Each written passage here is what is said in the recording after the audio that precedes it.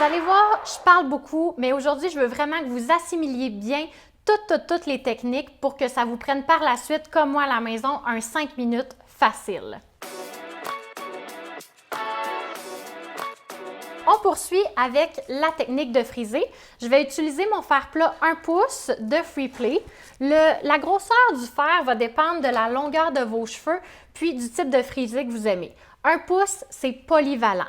3/4 de pouce si vous voulez aller chercher un look afro ou très frisé. Sinon, 1 pouce et 1/4 pour un look très lousse, très beachy.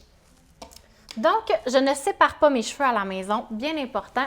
Je viens les placer vers l'avant comme c'est ici. On se rappelle que c'est une technique pour être rapide, efficace dans un quotidien de maman, de femmes qui travaillent, de gens occupés. J'applique mon spray protecteur thermal sur toute ma section.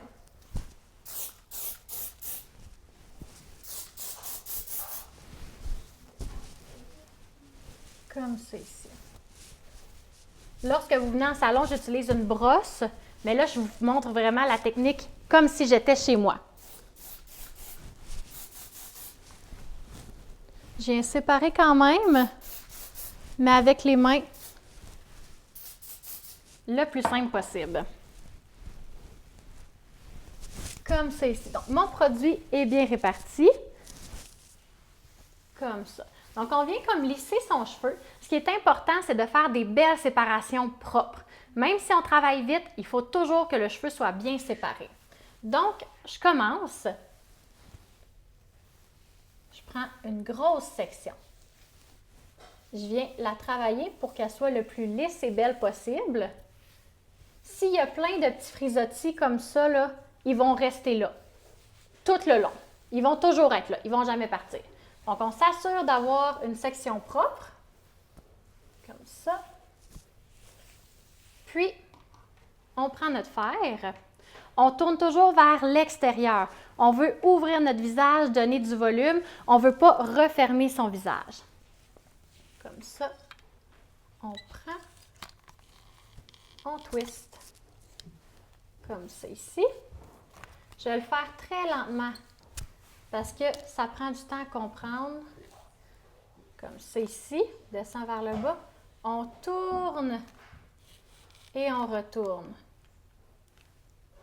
Celui-là, vous pouvez faire avance-recul, avance-recul. Je vais le faire plusieurs fois et c'est normal, au début, ça ira pas bien. Au début, là, quand vous allez essayer de faire ça, il va y avoir des coches de fer. Il y a plein de choses qui vont mal aller, mais il faut persévérer.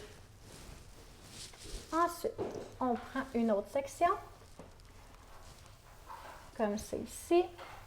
Plus je monte haut dans mes sections, plus je m'assure de continuer de décoller ma racine. Vers le bas, je veux m'assurer de garder ma longueur. Vers le haut, je veux m'assurer de me donner du volume. Comme c'est ici. Comme ça. Et on tourne. Comme c'est ici. On twist vers le bas. On continue de descendre. On peut passer les cheveux comme ça. Vous voyez, en ce moment, c'est pas parfait, mais c'est de la vraie vie. On tourne. Celle-là est débarquée, c'est pas grave, ça fait naturel, on aime ça. Et on laisse aller.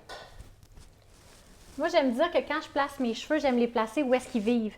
Dans mon quotidien, la mèche, elle aurait débarqué, elle va être belle comme ça. Sinon, elle va tomber ou elle va être trop frisée, elle va avoir l'air fake dans votre mise en pied.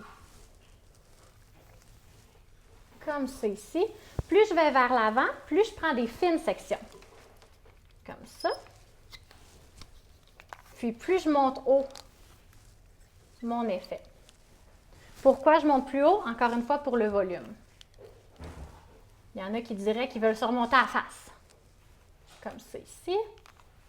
On laisse aller. J'aime ça des fois de descendre ma pointe. Ça, c'est le level un petit peu plus expert pour aller faire un effet plus naturel encore. On ne veut pas un effet trop serré, frisé, rond.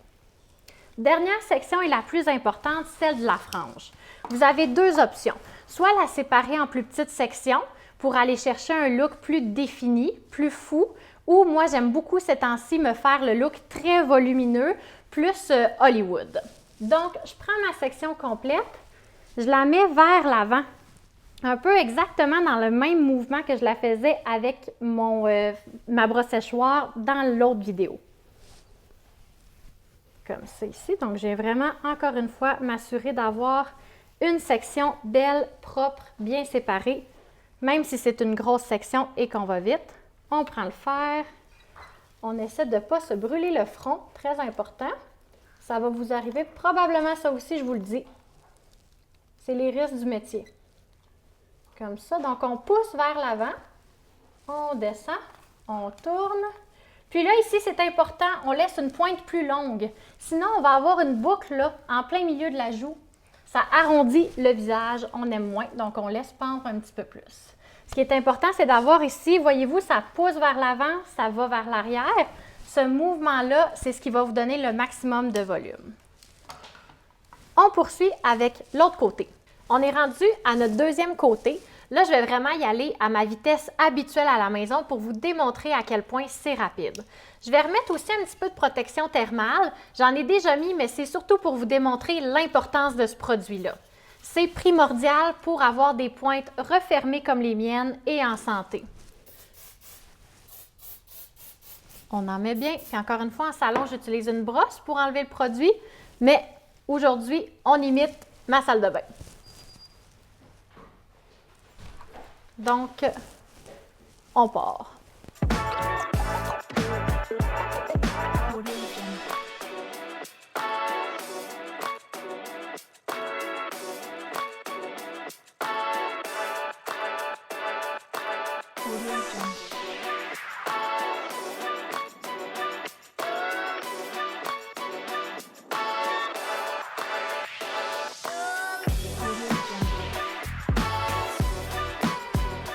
Finalement, pour la dernière section, on se rappelle l'importance de pousser ses cheveux vers l'avant pour aller chercher un maximum de volume. Comme ça ici. Comme ça, et on tourne. Comme je disais, c'est normal au début. Vous allez peut-être vous brûler le front, peut-être qu'il va y avoir des coches de fer qu'on appelle. Ça, c'est lorsque le fer fait des petites lignes. C'est pas grave. On essaie et surtout, on laisse la pointe ici un petit peu moins frisée. On la laisse pendre dans notre fer pour ne pas avoir une boucle ici qui arrondit le visage, ce qu'on n'aime toutes pas. Ensuite, ce qui est primordial, c'est de laisser ses cheveux refroidir. Encore une fois, pour la tenue, même principe que lorsqu'on avait la pince dans la vidéo précédente.